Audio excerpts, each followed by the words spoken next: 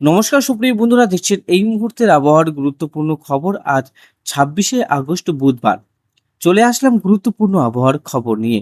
সুপ্রিয় সুধী দর্শক, আপনারা কোন জায়গা থেকে দেখছেন, আবহাওয়ার পরিস্থিতি কি রয়েছে অবশ্যই ভিডিওর কমেন্ট বক্সে লিখে জানাবেন। ইতিমধ্যে দেখতে পাচ্ছি একটি ঘূর্ণিঝড় তৈরি হয়েছে ইস্ট চায়না সিতে। এখানে কিন্তু আমরা লক্ষ্য করতে পারছি প্রায় ঘন্টায় 200 কিলোমিটার গতিবেগে আছড়ে পড়বে চায়নাতে। ব্যাপক ক্ষয়ক্ষতির আশঙ্কা করা হচ্ছে। এখানকার সরকারের তরফ থেকে রেড অ্যালার্ট জারি করা হয়েছে। তো চলুন আমরা দেখে নেব আমাদের পশ্চিমবঙ্গের আজকের আবহাওয়া কেমন থাকতে চলেছে, আগামী 5 দিনের আবহাওয়া কেমন থাকবে, আগামী 5 দিনে বাংলাদেশ তথা আসাম, মেঘালয়, মণিপুর, মিজোরাম সমস্ত অঞ্চলের আবহাওয়ার আপডেট কেমন হতে চলেছে সেটাই দেখব। প্রতিবেদনে অবশ্যই ভিডিওটাকে ধৈর্য সহকারে সম্পূর্ণ দেখবেন। আমি ইতিমধ্যেই এলনিনোর যেটা সমস্যা সেটাও আপনাদের কাছে তুলে ধরবো, কোথায় কোথায় কি পরিবর্তন লক্ষ্য করতে পারছি। এদিক থেকে মোটামুটি দেখুন, এই যে বায়ু প্রবাহ স্বাভাবিক জলীয় বাষ্প নিজের দিকে টানছে এবং ঘূর্ণবর্ত রয়েছে প্রয়াগরাজে।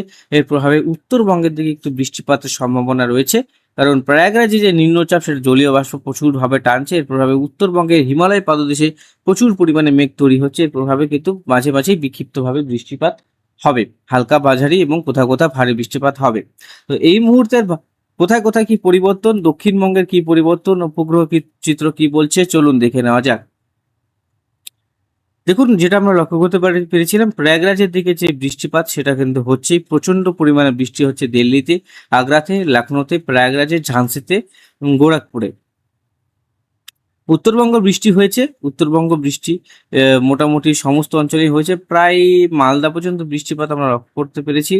মালদা পর্যন্ত বৃষ্টিপাত ছিল, রায়গঞ্জ থেকে একটু কেটে গেছিল, কিন্তু মালদা পর্যন্ত বৃষ্টিপাত আমরা লক্ষ্য করতে পেরেছিলাম। পরবর্তী সময় দেখতেই পাচ্ছেন যে বৃষ্টিপাত আস্তে আস্তে নিচের দিকে নামছে। পরবর্তী সময় পরিষ্কার আবহাওয়া থাকারও সতর্কবার্তা, যে রোদ ঝলমলে আকাশ, প্রচন্ড এবারে হিট ওয়েভ সেটারও সতর্কবার্তা রয়েছে। রোদ উঠলে যে হিট, যে তাপপ্রবাহ সেটা আমরা বুঝতে পারি। নিম্নচাপ আরেকটি তৈরি হচ্ছে। নিম্নচাপ দেখতেই পাচ্ছেন কোথায় অবস্থান করছে, কলকাতা থেকে শুরু করে এদিকে ভদ্রাক, ভুবনেশ্বর, পুরী সমস্ত অঞ্চলে কিন্তু বৃষ্টিপাত হবে। তো এই মুহূর্তে যেটা বজ্রবিদ্যুৎ সহ বৃষ্টি সেটা আমরা দেখব। ঢাকা, বাংলাদেশে মোটামুটি এই যে কুৎসিয়া থেকে শুরু করে এই যে অঞ্চলগুলো রয়েছে, মুগরা, কালীগঞ্জ, ফরিদপুর, মাদারীপুর এই সমস্ত অঞ্চলে বৃষ্টিপাত হচ্ছে। আমাদের এদিকে মোটামুটি রায়গঞ্জ, কিষানগঞ্জ, কাটিহার, পূর্ণিয়া, আরারিয়া, সুপল থেকে শুরু করে বিরাটনগর সমস্ত অঞ্চলে কিন্তু ব্যাপক বৃষ্টিপাত শুরু হয়েছে। এবার বজ্রবিদ্যুৎ সহ বৃষ্টিতে আসবো। কোন কোন অঞ্চলে কি পরিবর্তন। সকাল থেকে বৃষ্টিপাত হচ্ছে উত্তরবঙ্গের জেলাগুলোতে।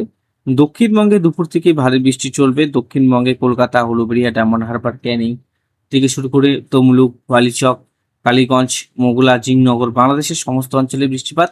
সালাট, বাঁকুড়া, সিউড়ি, ধানবাদ, জামশেদপুর এই সমস্ত অঞ্চলে কিন্তু বৃষ্টিপাত থাকবে। পূর্ণিয়া, রায়গঞ্জ, দুই দিনাজপুরেও বৃষ্টিপাত থাকবে। পাটনার দিকেও কিন্তু বৃষ্টিপাত আমরা লক্ষ্য করতে পারছি। উত্তরবঙ্গে রাতের দিকে আবার বৃষ্টিপাত বাড়ার সম্ভাবনা রয়েছে বৃহস্পতিবার 27 তারিখ। 27 তারিখেও কিন্তু ব্যাপক বৃষ্টিপাত থাকবে। 27 তারিখ, 28 তারিখে কিন্তু উত্তরবঙ্গে ভারী বৃষ্টি এবং দক্ষিণবঙ্গে ভারী বৃষ্টি রয়েছে। এই কদিন কিন্তু উত্তরবঙ্গ, দক্ষিণবঙ্গে বৃষ্টিপাত চলবে। পরবর্তী সময় এই যে ঘূর্ণিঝড় রয়েছে, এই ঘূর্ণিঝড়ের মেঘ কিন্তু পরবর্তী সময় আমাদের ভারতবর্ষে আসার সম্ভাবনা আমরা লক্ষ্য করতে পারছি। এর প্রভাবে কিন্তু একটা মেঘ বা ভারী মেঘ আসার সম্ভাবনা রয়েছে। এই নিম্নচাপ হওয়ার সম্ভাবনা আমরা লক্ষ্য করতে পারছি এই মেঘ থেকে বা এই ঘূর্ণিঝড় থেকে। পরিবর্তন আমরা লক্ষ্য করতে পারছি যে ঘূর্ণিঝড় থেকে যে নিম্নচাপ সেটা হচ্ছে, তারপরে আস্তে আস্তে কিন্তু এটা শক্তি ক্ষয় করবে। তাছাড়া দেখুন, পরের মাসে প্রায় সেপ্টেম্বরের দিকে উত্তরবঙ্গের দিকে কিন্তু বৃষ্টিপাতটা বেশিরভাগ চলছে। উত্তরবঙ্গে, দক্ষিণবঙ্গে বৃষ্টিপাত চলবে। সেপ্টেম্বরের দিকে উত্তরবঙ্গে বৃষ্টিপাত হওয়ার বেশি সম্ভাবনা রয়েছে। সেপ্টেম্বর, অক্টোবর এই সময় উত্তরবঙ্গে এবার বৃষ্টিপাতটা বেশি থাকবে,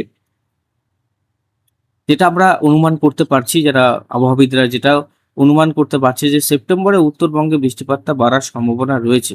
দক্ষিণবঙ্গে আস্তে আস্তে বৃষ্টিপাতের পরিমাণটা কমবে, কিন্তু প্রায় 4-5 তারিখ পর্যন্ত সমান বৃষ্টি লক্ষ্য করতে পারছি। তারপরে একটুখানি কমার সম্ভাবনা লক্ষ্য করবো। সেপ্টেম্বরও কিন্তু রেহাই নেই বৃষ্টিতে। এই বৃষ্টি মোটামুটি আমার মনে হয় অক্টোবর পর্যন্ত চলে যাবে। এবার যা পরিবর্তন লক্ষ্য করা যাচ্ছে, সমুদ্রের জল প্রচন্ডভাবে উত্তাপ হচ্ছে, জলীয় বাষ্প একদম ভালো মতন প্রবেশ করতে পারছে, বায়ু প্রবাহ ঠিক রয়েছে। এই প্রভাবে নিম্নচাপগুলো রয়েছে, নিম্নচাপের প্রভাবে বৃষ্টিপাতগুলো বেশি আসছে। তো বৃষ্টিপাত কিন্তু ভরপুর রয়েছে, এমন না যে বৃষ্টিপাত একদমই নেই। এবার কিন্তু বৃষ্টিপাতটা অনেকটাই হবে। তো মোটামুটি 31 তারিখ পর্যন্ত দেখতেই পাচ্ছেন ভারী বৃষ্টিপাত আমরা লক্ষ্য করতে পারছি। 3 তারিখও ভারী বৃষ্টি লক্ষ্য করতে পারছি, 4 তারিখ, তারপরে 5 তারিখ, 6 তারিখ সমস্ত অঞ্চলে কিন্তু ভারী বৃষ্টি আমরা লক্ষ্য করতে পারছি বন্ধুরা। শুক্রবারও আমরা ভারী বৃষ্টি লক্ষ্য করতে পারছি, শুক্রবার, শনিবার, তারপরে হচ্ছে 31 তারিখ, তারপরে হচ্ছে 2 তারিখ, 3 তারিখ, তারপরে হচ্ছে 4 তারিখ, 5 তারিখ সমস্ত অঞ্চলে কিন্তু বৃষ্টিপাত আমরা লক্ষ্য করতে পারছি। বুধবার, বৃহস্পতিবার, তারপরে হচ্ছে এদিকে হচ্ছে শুক্রবার, শনিবার, তারপরে হচ্ছে রবিবার, তারপরে হচ্ছে 31 তারিখ হচ্ছে মোটামুটি 31 তারিখ পর্যন্ত এদিকে বৃষ্টিপাত আমরা কন্টিনিউ ভাবে লক্ষ্য করতে পারছি। তো এবার চলুন একটু সতর্ক বার্তাতে যাই, যে কোথায় কোথায় কি সতর্ক বার্তা রয়েছে। উত্তরবঙ্গের দিকেই সতর্ক বার্তা লক্ষ্য করা যাচ্ছে, উত্তরবঙ্গের দিকে বৃষ্টিপাতের জন্য যেটা বৃষ্টিপাত হয়েছে। হ্যাঁ, সতর্ক বার্তা একদমই ঠিক। সিঙ্গুলি, বিলাসপুরের দিকে বৃষ্টিপাত হচ্ছে, জয়পুরের দিকে বৃষ্টিপাত হচ্ছে।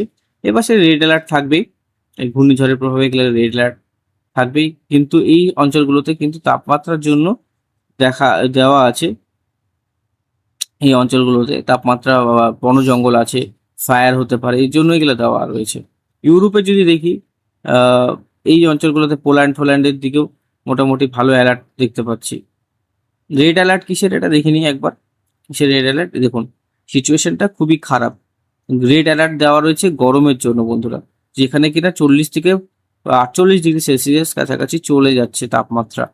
ঠিক আছে, এই দেখুন ফ্রান্সের দিকে, ইটালির দিকে এইখানে কিন্তু এতটা গরম কিন্তু থাকে না। তাহলে এখানে এতটা গরম কেন? বুঝতে পারছেন? দেখুন গরমের জন্য হিট ওয়েভ দেওয়া রয়েছে ফ্রান্সে, মানে এই যে এলিনো রয়েছে এটার প্রভাবে কিন্তু এই যে সমস্যাগুলো আমরা লক্ষ্য করতে পারছি এই যে দেশগুলো। ঠিক আছে, গ্রিস বলুন, সাইবেরিয়া বলুন, ইতালি বলুন, অস্ট্রিয়া বলুন, এই অঞ্চলগুলোতে কিন্তু আমরা লক্ষ্য করতে পারছি যে হলুদ সতর্কবার্তা এবং কমলা সতর্কবার্তা দেওয়া রয়েছে বেশিরভাগ অঞ্চলে। দেখতে পাচ্ছেন? তো যাই হোক, আমরা তাপমাত্রার জন্য কোনো ইস্যু নেই, আমাদের মোটামুটি আবহাওয়া এখন ঠিক রয়েছে। আমাদের বৃষ্টিপাত স্বাভাবিক থাকছে, উত্তরবঙ্গের দিকে কম হলে পরবর্তী সময় উত্তরবঙ্গেও কিন্তু বৃষ্টিপাত থাকবে বন্ধুরা। আশা করি বোঝাতে পারলাম। ধন্যবাদ, ভালো থাকবে এবং সুস্থ থাকবেন।